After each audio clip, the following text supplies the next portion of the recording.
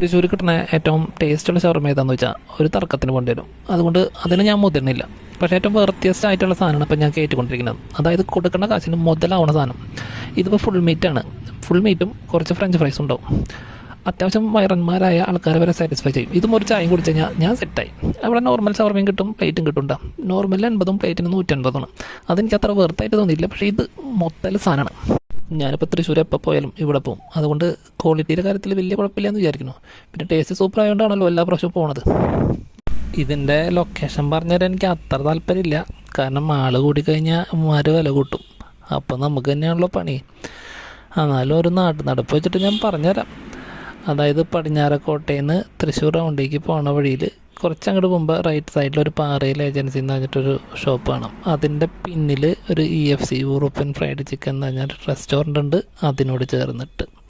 ഇനി ഞാൻ നിങ്ങൾക്ക് വേറൊരു സാധനം കൂടി പരിചയപ്പെടുത്തി തരാം. Best worthiest fried chicken in Thrissur.